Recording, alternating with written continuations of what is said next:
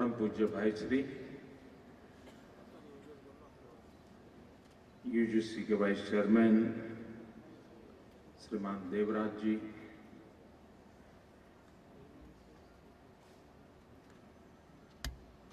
Kanchi university के professor Jairam Reddy ji, Rajasthan से पधारे vice chancellor professor IV. Trivedi,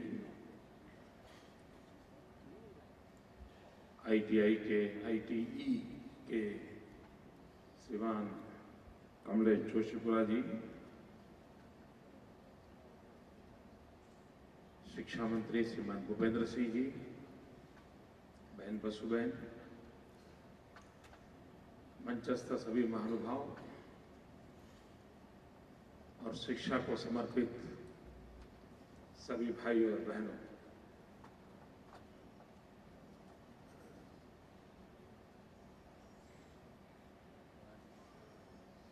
IIT का जन्म 2011 में हुआ, लेकिन उसका पहला फंक्शन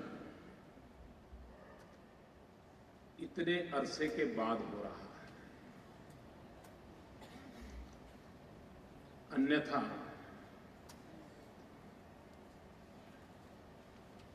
राजनीति तो ये कहती है, सत्ता नीति भी ये कहती है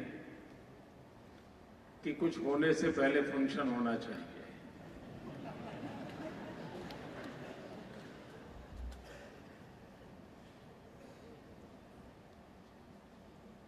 लेकिन गुजरात ने एक नई नीति की परंपरा को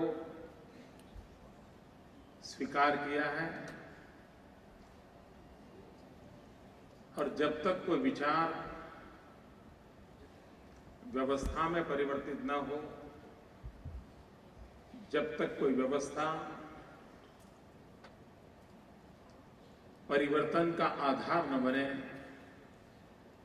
तब तक चुपचाप उसको करते रहना चाहिए।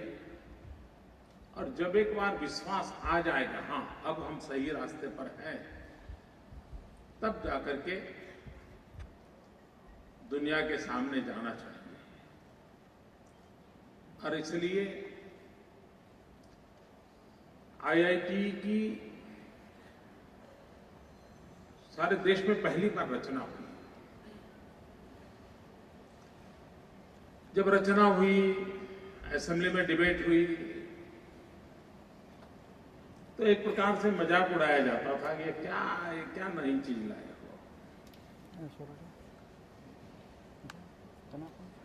अब बहुत स्वाभाविक है,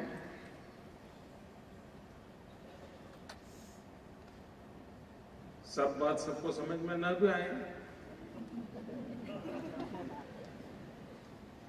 कुछ लोगों को देर से समझ आए, लेकिन ऐसी स्थिति में काम तो करना ही होता है। और आज मुझे देवराज जी बता रहे थे कि भारत सरकार भी आने वाले दिनों में इस प्रकार की टीचर्स यूनिवर्सिटी बनाने की दिशा में सोच रही है।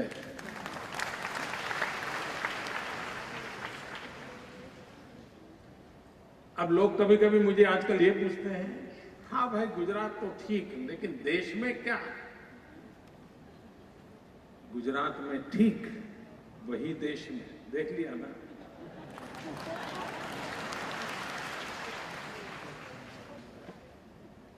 एक विचार यहां से पनपा, प्रयास हुआ, प्रयोग हुआ,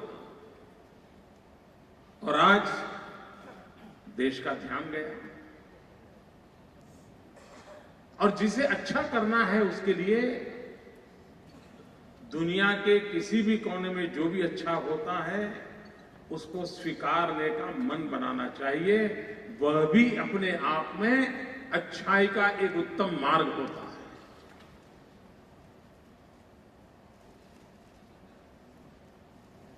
मैं कमलेश भाई को इसलिए भी बधाई देता हूं कि उन्होंने आज इस कार्यक्रम में पूज्य भाई श्री को बुलाया। क्योंकि ये सच्चे शिक्षक हैं। वो अपना पूरा शक्ति, समय, चिंतन, मनन सब कुछ लोक शिक्षा के लिए समर्पित किया हुआ है। इनफॉर्मल में किया। आज तो इनफॉर्मल एजुकेशन की बात होती नहीं, इससे बड़ा कोई इनफॉर्मल एजुकेशन ही नहीं है। और जो हमारे देश में हजारों साल की परंपरा है इनफॉर्मल एजुकेशन की, अब उसको एक ढांचे में रखा जा रहा है, इनफॉर्मल को भी फॉर्मल बनाया जा रहा है। लेकिन हमारे देश में इनफॉर्मल एजुकेशन ये हमारे ब्लड में है, हमारी व्यवस्था का वो हिस्सा है।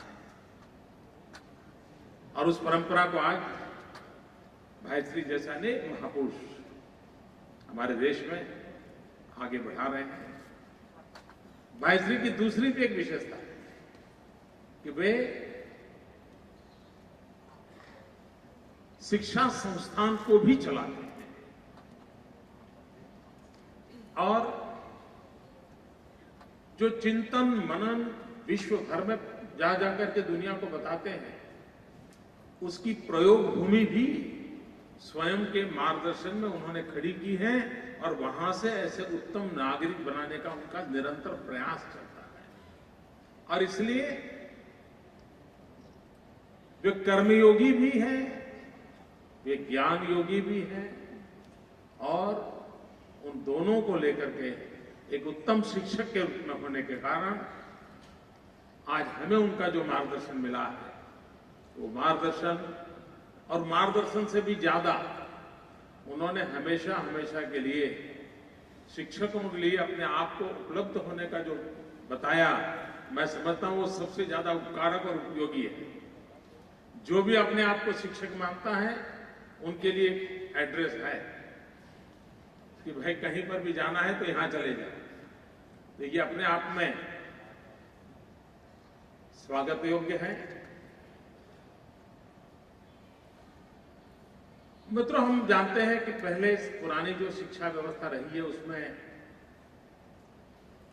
पीटीसी करना, ग्रेजुएशन के बाद बीएड करना, एमएड करना और फिर शिक्षक के व्यवसाय में जाना, एक प्रकार से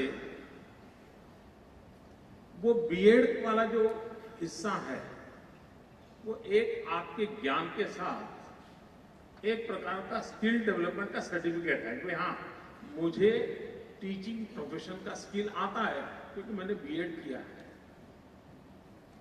मैं समझता हूं कि टीचिंग आर्ट इतने मात्र से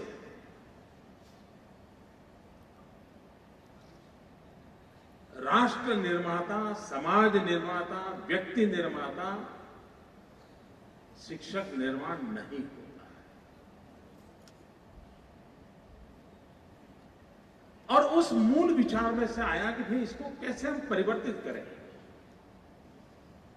मैंने कई शिक्षा शास्त्रियों के साथ घंटों तक इसके लिए 2008, 9, 10 के कालखंड में समय दिया था।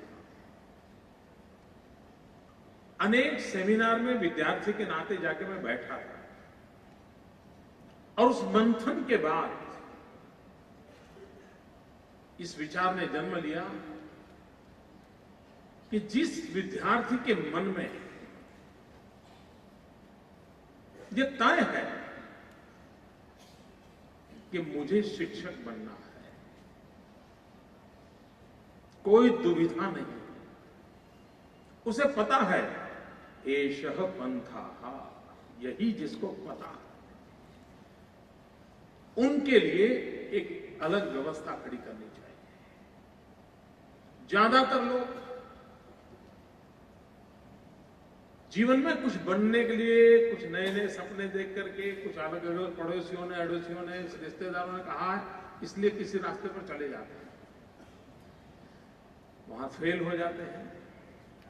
तो क्या करें, ग्रेजुएट हो जाओ, फिर क्या करें, तो चलो यार बीएड कर लो, तो फिर इस रास्ते पर आ जाते हैं। अब कुछ तो होती है, टैलेंट होती है तो अपनी गाड़ी तो निभा लेते हैं, लेकिन बहुत से मुझे गुजरात में हमने एक कार्यक्रम किया था, क्विज कंपटीशन। कई बच्चों ने उसमें हिस्सा लिया था, गोल्डन जुबिली ईयर में। एक बच्ची जिसका पहला नंबर आया था, जिसको 1 लाख रुपए का शायद इनाम मिला था, बाद में मैंने उसे पूछा, क्विज कंपटीशन में पूरे राज्य में प्रथम नंबर आई थी वो बच्ची, और ट्राइबल बेल्ट से थी, पिताजी नहीं थे उसके, उसकी माँ उसको लेकर के आई थी। तो मैंने बाद में उस बच्ची को पूछा, क्योंकि बहुत छोटी बच्ची थी और इतना बड़ा उसने क्विज कंपटीशन में परफॉर्म किया था, मैंने उसको पूछा कि आगे क्या होना है, क्या बनोगे, क्या करना चाहती हो, क्या पढ़ना चाहती हो। 1 सेकंड नहीं लगा, उसने तुरंत मुझे कहा टीचर बनना है। वो सुनकर मुझे इतना आनंद हुआ था कि इस 9वीं 10वीं कक्षा की उस बच्ची के मन में जीवन के संबंध में इतनी क्लैरिटी थी। और मुझे विश्वास है उसके बाद उसने पढ़ाई की होगी, एक उत्तम शिक्षक वो बनेगी, ऐसा मुझे पूरा उसकी उस उम्र में कहीं के उसे एक जवाब से मुझे लग रहा था। लेकिन मन में इच्छा हो, लेकिन उसको ट्रेनिंग होनी चाहिए, उसका मोल्डिंग होना चाहिए, उसके लिए उसको अवसर मिलना चाहिए। और तब जाकर के विचार आया कि क्यों न हम 12th के बाद जो भी शिक्षक होना चाहते हैं उनके लिए एक अलग यूनिवर्सिटी की रचना करें। जिन विषयों को उसको पढ़ाना है वो विषय भी पढ़े, और एक अच्छे टीचर बनने के लिए जो भी आवश्यक है वो ट्रेनिंग भी साथ साथ चले। क्योंकि एक विद्यार्थी ज्यादातर पढ़ता है एग्जाम देने के लिए, लेकिन एक ड्राइवर ड्राइविंग सीखता है तो सिर्फ एग्जाम देने के लिए नहीं सीखता है। उसको पता है कि मुझे बाद में गाड़ी चलानी है, मुझे मेरी जिंदगी को रास्ते पर लाके खड़ा करना है, औरों की जिंदगी की जिम्मेवारी लेनी है।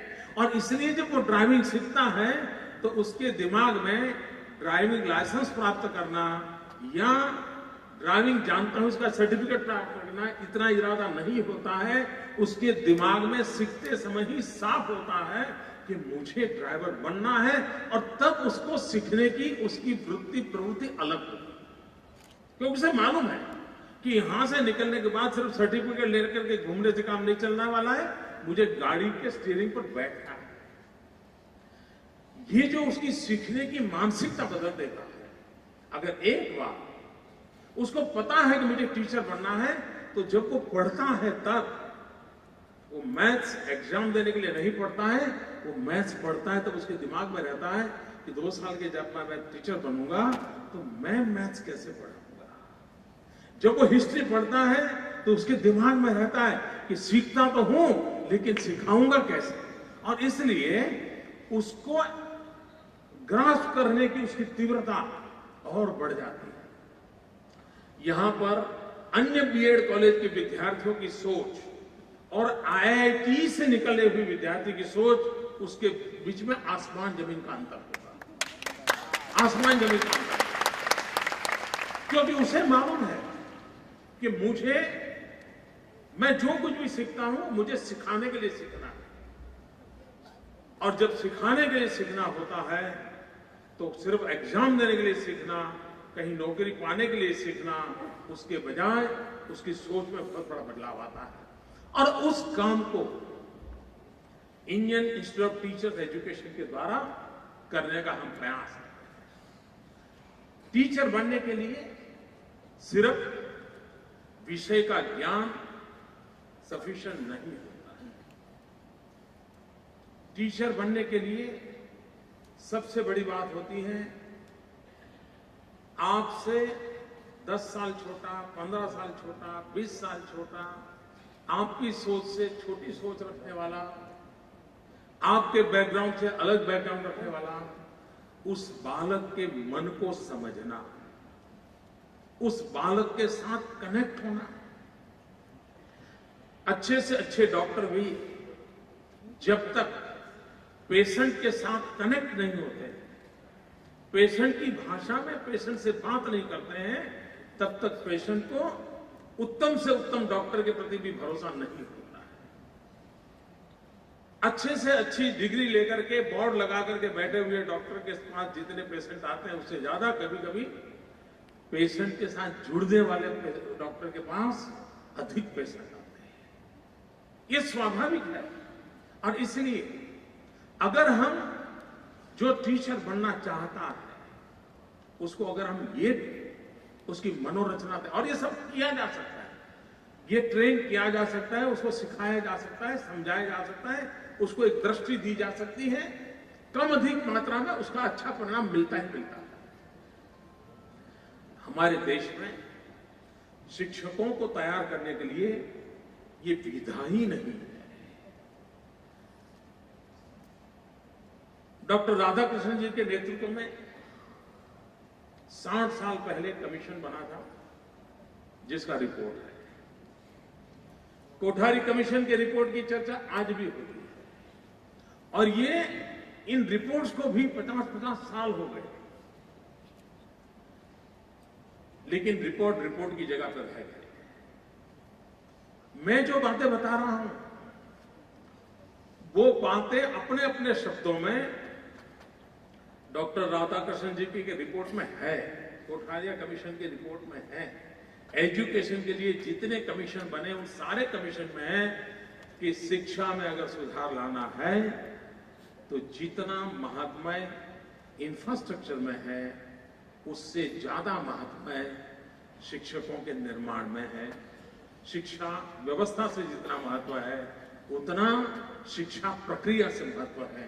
ये बातें अनिवार्य हो गई और इसलिए गुजरात ने एक इनिशिएटिव लिया है कि जिस प्रकार से हम व्यवस्थाओं को विकसित करें वो अनिवार्य है। आज हम कहेंगे कि गुरुकुल के जमाने में पेड़ के नीचे पढ़ते थे, आज भी गुरुकुल बना दो तो नहीं चलेगा। हमें भी अच्छे से कमरे बनाने पड़ेंगे, इंफ्रास्ट्रक्चर खड़ा करना होगा, लेकिन इमारत बनने से घर नहीं बनता है। घर तो जब वो परिवार एक समान भाव से उसमें रह करके अपने आप को विकसित करता है तब वो परिवार घर बनता है। इमारत घर नहीं होता है, इमारत इमारत होती है। स्कूल का बिल्डिंग स्कूल नहीं होता है जब तक कि विद्यार्थी और शिक्षक के बीच एक आत्मीय नाता, विकास की नई चीजों को पाने का उमंग और उत्साह और उसको लेकर के आगे बढ़ने की तमन्ना, ये जब तक नहीं होता है तब तक वो शिक्षा का धाम नहीं बनता है। और इसलिए उत्तम शिक्षकों को तैयार करना ये किसी भी देश की प्राथमिक जिम्मेवारी होती है। सबसे सर्वोपरि अगर उसकी जिम्मेवारी है तो ये जिम्मेवारी है, क्योंकि उसी से देश की आवश्यकता के अनुसार नई पीढ़ी का निर्माण होता है। जिस प्रकार से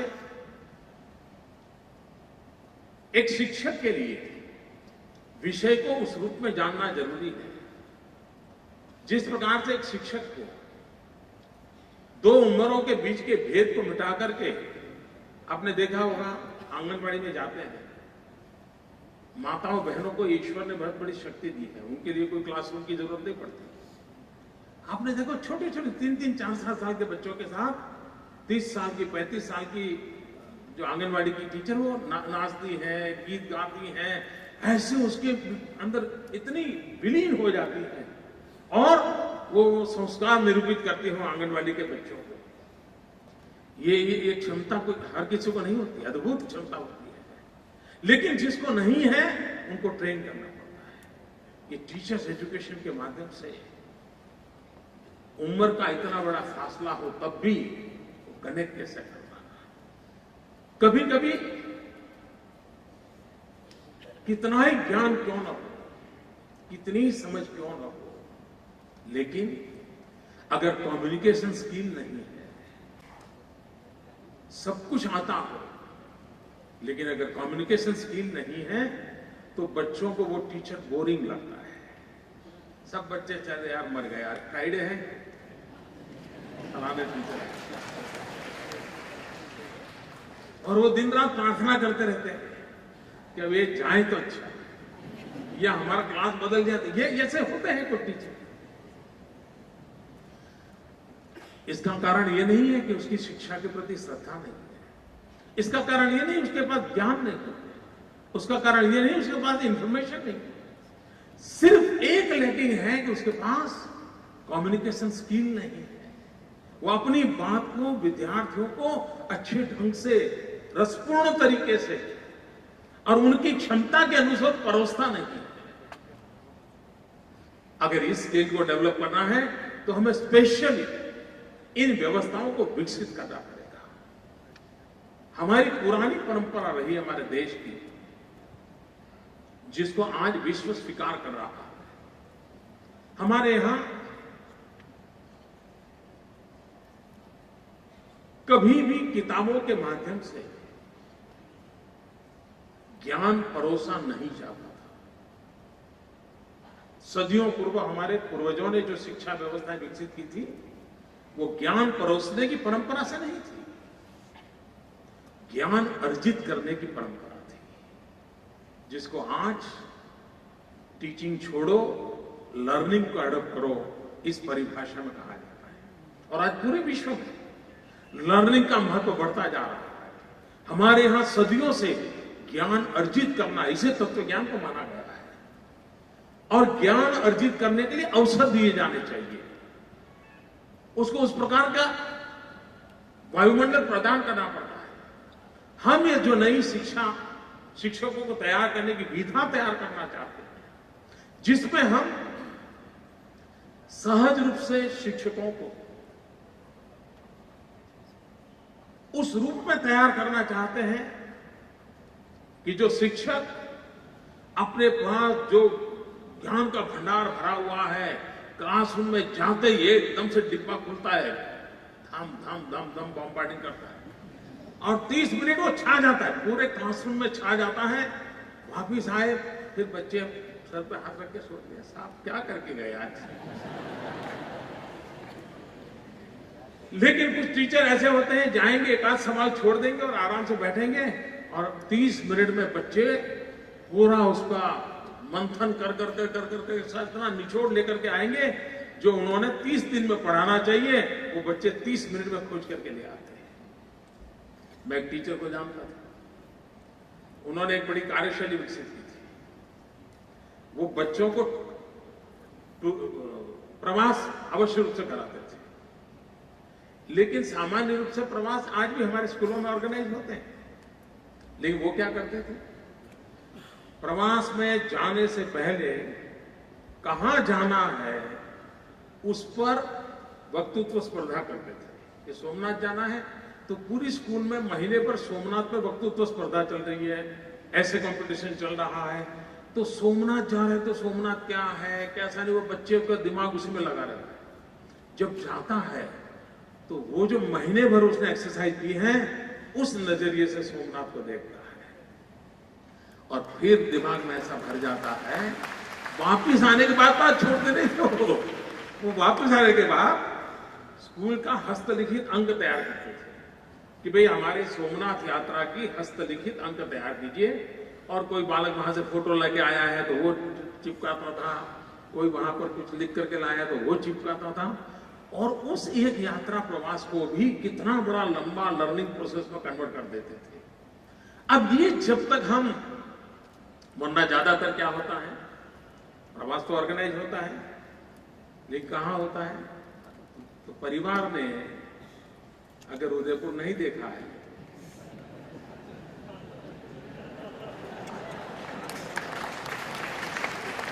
तो उस पर पूरी स्कूल उदयपुर जाती है।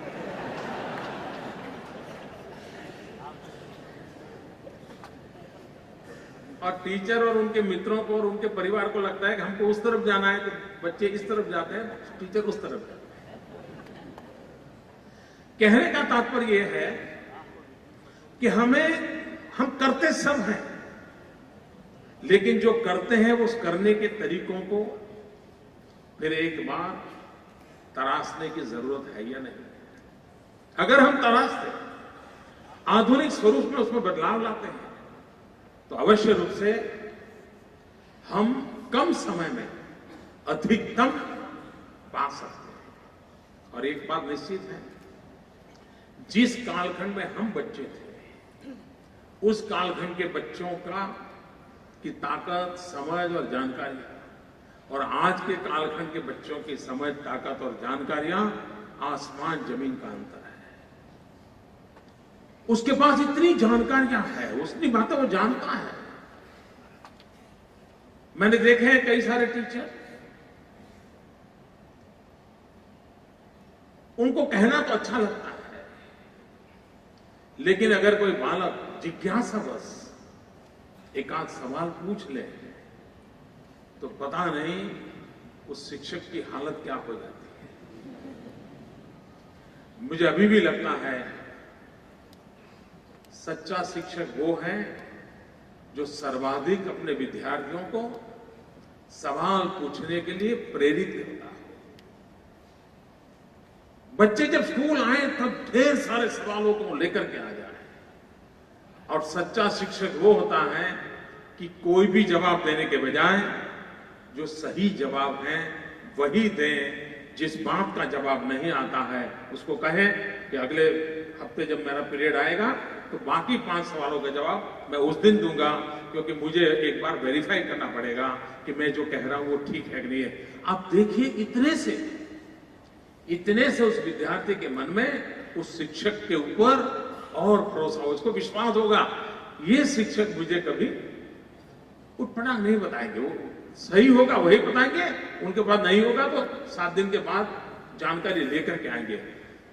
ये जो लेवल ऑफ कॉन्फिडेंस है, ये इंफॉर्मेशन को संबंध में एक भरोसा है, ये शिक्षक की बहुत बड़ी पूंजी होती है।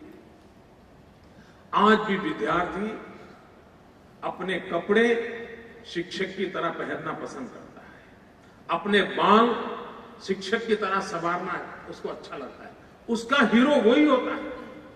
घर से निकलने के बाद कोई सर्वश्रेष्ठ व्यक्ति तो उसके सामने आया है तो शिक्षक का होता है, और इसलिए शिक्षक का दायित्व तो बहुत बढ़ जाता है। मां जन्म देती है, शिक्षक जीवन देता है, और इसलिए हमारा काम मां का काम से प्लस होता है। मां छोड़ने वाला नहीं होता है, मां के काम से प्लस होता है, और जहां मां प्लस होता है वहां मास्टर होता है। कभी कभी लोगों को मास्टर शब्द बुरा लगता है, मैं कहता हूं जिसका मां का स्तर है वो मास्टर है। तब जाकर के वो बच्चे को अपने आप जोड़ सकता है। हम लोकतंत्र में जी रहे हैं, गणतंत्र में है। हमारे गणतंत्र की सफलता की गारंटी भी गुणतंत्र से जुड़ी हुई है, और गुणतंत्र पनपता है स्कूल में, शिक्षक और विद्यार्थियों के बीच में। जब गुणतंत्र मजबूत होता है तब जाकर के गणतंत्र मजबूत होता है, और लोकतंत्र के देश के अंदर गणतंत्र के भरोसे जीवन व्यवस्थाएं जहां बनी हुई है वहां गुणतंत्र के प्रति सर्वाधिक ध्यान देना आवश्यक होता है। ये आईआईटी के माध्यम से उस गुणतंत्र को हम बल देते हैं। कभी कभी हमारी एक मजाक बड़ी होती थी, हमारे मीडिया के लोगों को भी मजा आती थी, हमारे विरोधी दल को तो बहुत मजा आती थी। वो कहते हैं मोदी उत्सव करता रहता है, उत्सव।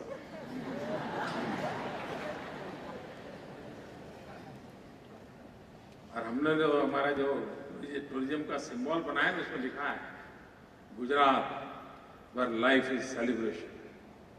गुजरात अपने आप में उत्सव है, लेकिन उत्सव उमंग भी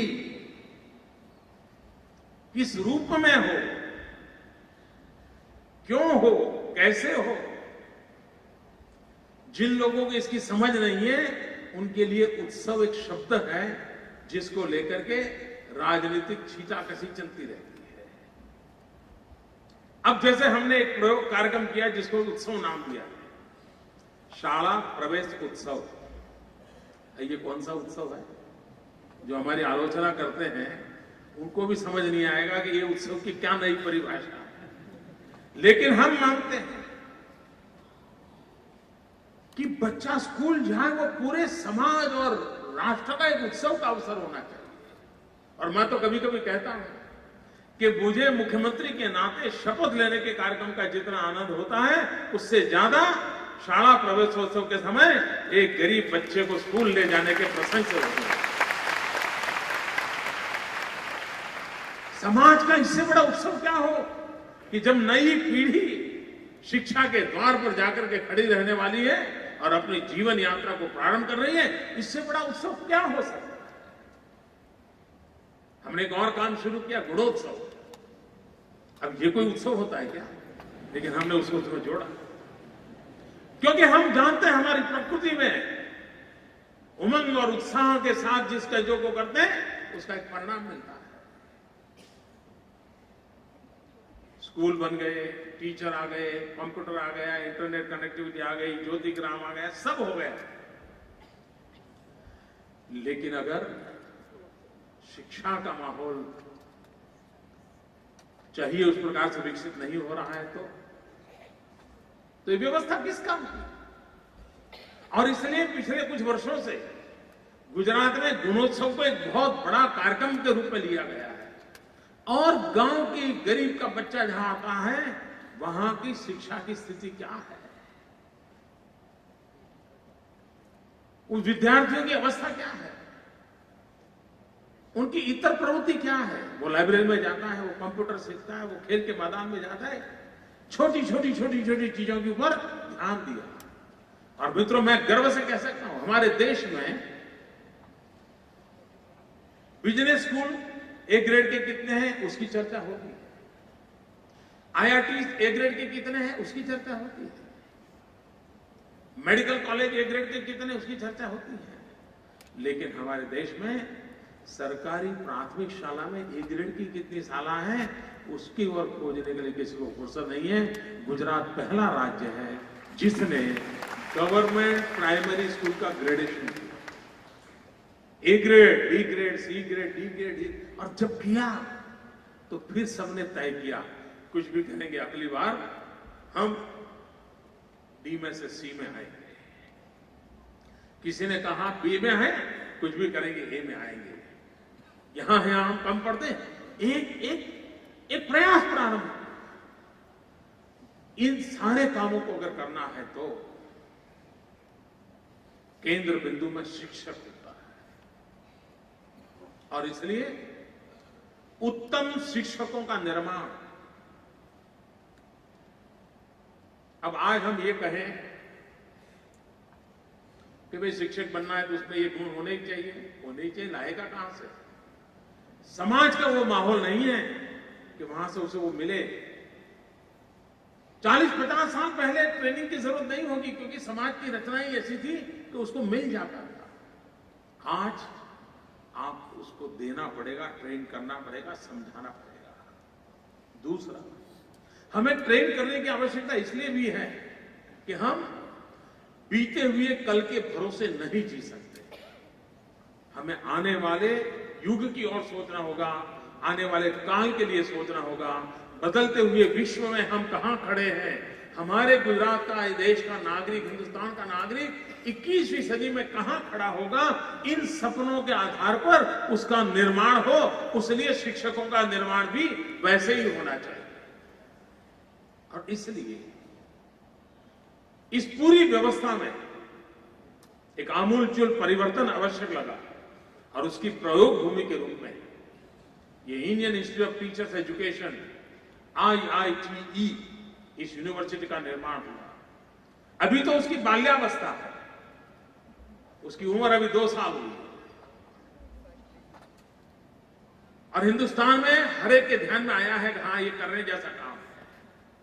मित्रों, भारत युवा देश, 65% जनसंख्या 35 से कम उम्र की है। आज विश्व के हर देश को टीचर्स की बहुत बड़ी रिक्वायरमेंट है। अच्छे टीचर के लिए दुनिया के अंदर बहुत कठिनाई है। क्या हम विश्व भर में हम अच्छे टीचर एक्सपोर्ट कर सकते हैं। यहां कई लोग बैठे होंगे जिनका अमेरिका जाने का सपना रह गया होगा। कई लोग बैठे होंगे जिनको लंदन में जाने का मन करता होगा, ऑस्ट्रेलिया जाने का मन करता होगा। मित्रों, आपका रास्ते पर कोई दरवाजा बंद नहीं हुआ है। अगर आप उत्तम टीचर बने, पूरे विश्व को उत्तम टीचरों की आज मांग है, जरूरत है। अगर भारत के पास इतने युवा शक्ति हैं और उसमें से अगर 10, 15, 20 लाख टीचर दुनिया में हम पहुंचा सके तो विश्व के अंदर हम एक नई शक्ति के रूप में अपने संबंधों को जोड़ सकते हैं। इस लंबी सोच के साथ क्यों न करें। और मित्रों, एक व्यापारी जाता है और एक टीचर जाता है, दोनों में बहुत बड़ा फर्क होता है। एक व्यापारी जाता है तो उसके डॉलर और पाउंड का हिसाब चलता रहता है, लेकिन एक टीचर जब जाता है तो वहां की पूरी पीढ़ी हमारी संस्कृति के साथ जुड़ जाती है, यानी युगों का नाता बनता है। पूरा विश्व का फलक हमारे सामने इंतजार कर रहा है। लेकिन इस बड़ी सोच के साथ, एक लॉन्ग टर्म विजन के साथ उत्तम शिक्षक निर्माण करने को प्रायोरिटी देते हुए हम आगे बढ़ सकते हैं। मित्रों, धीरे धीरे एक जमाना था कि विद्यार्थी ट्यूशन के लिए जाते थे, लेकिन अगर ट्यूशन भी जाते थे तो एक कोशिश करते थे कि अगल बगल में किसी को पता न चले कि वो ट्यूशन जाता है। किताबें भी छुपा करके ले जाता था टीचर के घर, क्योंकि किसी को पता, क्योंकि ऐसा माना जाता था, अरे तू तो ट्यूशन जाता है, यानी अच्छा नहीं माना जाता। आज से 30-40 साल पहले किसी विद्यार्थी का ट्यूशन पर जाना ये बुरा माना जाता था। उस विद्यार्थी की कमी है ऐसा महसूस किया जाता था। उसके माँ बाप भी पड़ोस वालों को नहीं बताते थे, उसके खासम खास दोस्त को पता नहीं होता था वो किसी टीचर के यहां जा रहा है पढ़ने के लिए। ट्यूशन को बुरा माना जाता था। आज माँ बाप सीना तान करके कहते हैं कि मेरे घर 3 टीचर आते हैं।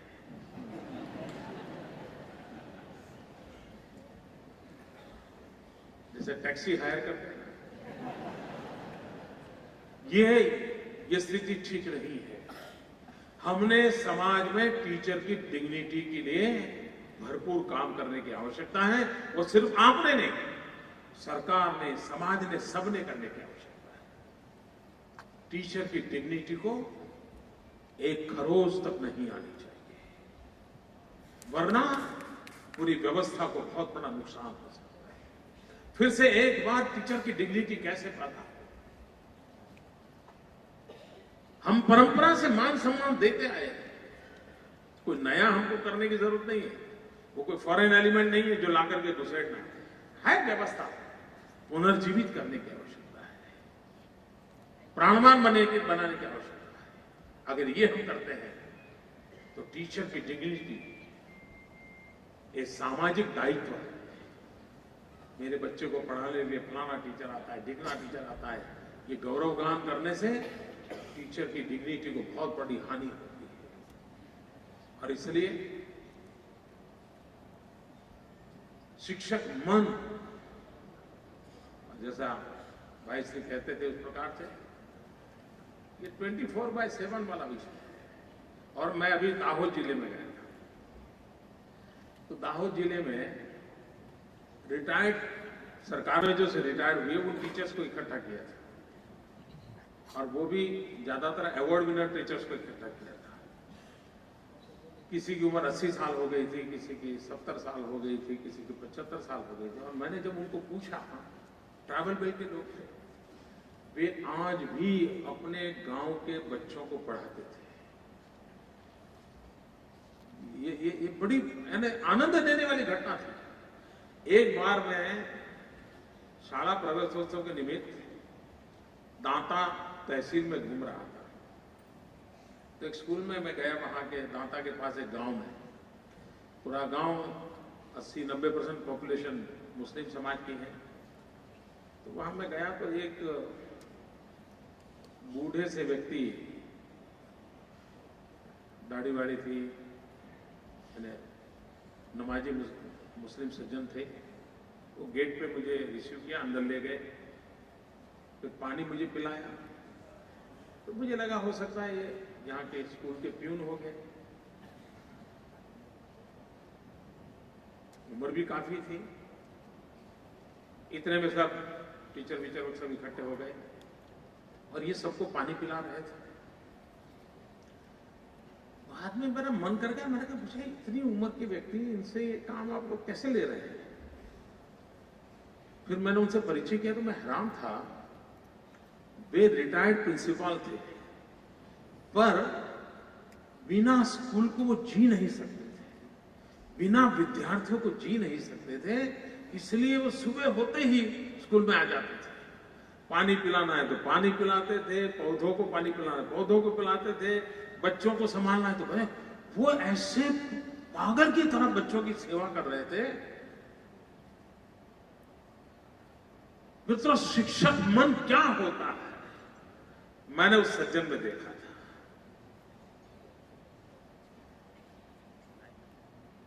और मुझे भी, मैंने भी अपने टीचर से कहा, भाई इतना त्याग और तपस्या, इतना समर्पण है इस सज्जन का। उनको और कोई बोले नहीं साहब, वो पढ़ाते भी हैं, पीरियड भी लेते हैं, कई नए नए टीचर हैं उनको भी सिखाते हैं। इतना समर्पण टीचर का होता है। और ऐसे उदाहरण एक तो नहीं, सैकड़ों मिलते हैं, सैकड़ों मिलते हैं। हम उस सबको जितना महात्म्य बढ़ाएं उतने हमारी शिक्षा प्राणवान बन सकती है। युग टेक्नोलॉजी का है। हमें मोबाइल फोन सीखने में देर लगती है क्या? मोबाइल फोन के एप्लीकेशन सब आ जाते हैं कि नहीं आ जाते? कोई क्लासरूम में जाते हैं क्या? कभी कभी 40 से ऊपर के किसी से बात करते हैं तो कहते हैं नहीं ये मेरा काम है, ये कंप्यूटर मेरा काम है। मैं इतना ही पूछना चाहता हूं, 40 से ऊपर के लोगों, आप मोबाइल खरीदते हैं, आपको मोबाइल उपयोग करना आता है नहीं आता है? सब चीजें आपको आती है। कॉन्टेक्ट लिस्ट उसमें भरना आ जाता है, मैसेज सेव करना आ जाता है, व्हाट्सएप चलाना आ जाता है, सब आ जाता है। किसी क्लास में जाते हैं क्या? जितनी सरलता से, सहजता से आपको मोबाइल फोन उपयोग करना आता है, उतनी ही सहज सरलता से कंप्यूटर भी आ सकता है। इसे कोई बहुत बड़ी चीज मत मानो भाई। ये सबसे सरल अगर कोई चीज है सीखने वाली, उपयोग करने वाली, तो कंप्यूटर है। और इसलिए मैं टीचर से आग्रह करूंगा कि आधुनिक विज्ञान और टेक्नोलॉजी से हम 1 इंच भी पीछे नहीं होने चाहिए। जिसकी क्षमता होगी आगे जाएगा, लेकिन हम पीछे 1 इंच भी नहीं रह सकते, 1 दिन भी पीछे नहीं रह सकते। युग में टेक्नोलॉजी का ये युग है, उसका प्रभाव रहने वाला है और उसके साथ हमारा जुड़ना अनिवार्य है। स्कूल के अंदर कंप्यूटर सरकार ने दिए हैं, पढ़े हैं, गुलदस्ते की तरह पास शोभा बढ़ा रहे हैं, इससे काम नहीं चल रहा है। और इन चीजों को हमने सीखना चाहिए। अच्छा शिक्षक होने के लिए हमें निरंतर अपने आप को अपग्रेड करने रहना पड़ता है। नित्य नूतन होना जरूरी होता है, प्रतिपल प्राणवान होना जरूरी होता है। और समर्पण से कम जीवन में कुछ हो ही नहीं सकता। तब जाकर के शिक्षक जीवन को बदल सकता है। शिक्षक सोच नहीं बदलता है, शिक्षक जीवन बदलता है। सोच बदलने के लिए तो टीवी प्रोग्राम भी कभी कभी अपना काम कर दिखाते हैं। शिक्षक जीवन बदलता है। और जब जीवन बदलता है तो एक शिक्षक के नाते क्या मुझ में वो सामर्थ्य है? अभी भाई श्री चिंता कर रहे थे कि छोटी आयु के लोग आत्महत्या कर रहे, क्यों? पहले हमारे यहां संयुक्त परिवार था। संयुक्त परिवार में बच्चे को अपनी वेदना कहने के लिए, अगर पिताजी से डरता है नहीं कह रहा है, मां से डरता है नहीं कह रहा है, तो दादी माँ से कह देता था, दादा से बात कर लेता था, चाचा से कर लेता था। उसके भीतर का जो तूफान है वो कहीं न कहीं उसको बाहर निकलने की जगह मिल जाती थी। अब परिवार छोटे हो रहे हैं, जब परिवार छोटे हो रहे हैं तब एक व्यवस्था बची है शिक्षा। कभी कोई बच्चा दिखाई न दे, कंधे पे हाथ रख करके पूछ लीजिए करिए। कभी चेहरा उदास है तो उसको पूछ लीजिए भाई क्या है, कोई तकलीफ है क्या? आप देख लें, आप समाज की बहुत बड़ी सेवा कर सकते हैं। उसके भीतर जो तूफान चल रहा है उस तूफान को निकलने के लिए जगह मिल सकती है और फिर उसकी जिंदगी बच सकती है। और मानसिक विकास के लिए भी हमने गुजरात में हमारा आग्रह है कि शतरंज का खेल वो हमारे जीवन का हिस्सा बनाना चाहिए, बच्चों के जीवन का हिस्सा बनाना चाहिए। जो शतरंज का खेल खेलता है उसके अंदर धैर्य नाम का गुण विकास होता है, पेशेंस, मानसिक संतुलन की बहुत बड़ी ताकत शतरंज की खेल से आती है। और जो शतरंज खेलता है उसके अंदर वो मानसिक ताकत पैदा होती है कि जब जीवन में इस प्रकार के बुरे रास्ते पर, मरने के रास्ते पर जाने की नौबत आती है, अगर वो शतरंज का खिलाड़ी रहा है कुछ पल तो रुक जाएगा। और ये आत्महत्या का ऐसा विषय है, पल पल बीत गई तो इंसान बच जाता है, जीवन बच जाता है। और इस काम के लिए जब परिवार छोटे होते जा रहे हैं, माँ बाप के पास समय नहीं है, उस समय हमारे पास सर्वाधिक समय बालक रहता है। उस बालक के जीवन की ओर अगर हम देखेंगे तो हो सकता है इस संकटों से भी हम उसको बचा सकते हैं, पार उतार सकते हैं। मित्रों, एक शिक्षक के नाते आप इस काम को, जैसे भाई जी कहते थे, प्रवृत्ति नहीं सिर्फ वृत्ति, और ये बात सही है। जो काम आप वृत्ति से करते हैं ना वही तृप्ति होती है। काम अगर वृत्ति के बिना किया तो तृप्ति असंभव है, असंभव है। और इसलिए जीवन में तृप्ति पाने के लिए इस वृत्ति को और अधिक गहरा कैसे किया जाए, और अधिक व्यापक कैसे किया जाए, इसके लिए इस प्रकार के इंस्टीट्यूशंस का निर्माण हम कर रहे हैं। आने वाले दिनों में Indian institute of teachers education के जो प्रयोग है, धीरे धीरे बीएड कॉलेजेज, एमएड कॉलेजेज में उसी एक दायरे में कैसे चलाया जाए। 12th के बाद ही जिसको टीचिंग प्रोफेशन में जाना है उसका एक सर्वांगीण विकास कैसे हो, इस प्रयोग के आधार पर उसको स्केलेबल व्यवस्था में जोड़ करके हम करना चाहते हैं। मुझे विश्वास है मित्रों कि ये पहली बार इस प्रकार का प्रयोग हुआ है।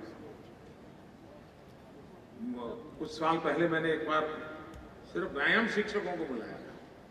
शायद हिंदुस्तान में पीटी टीचर को कोई बुलाए और उनको बात करे, ऐसा कभी नहीं हुआ।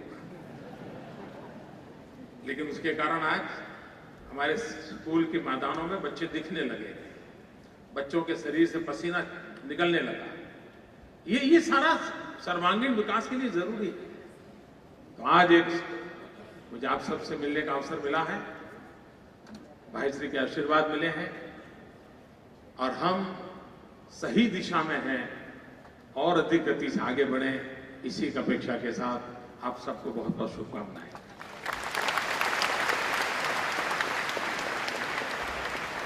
धन्यवाद माननीय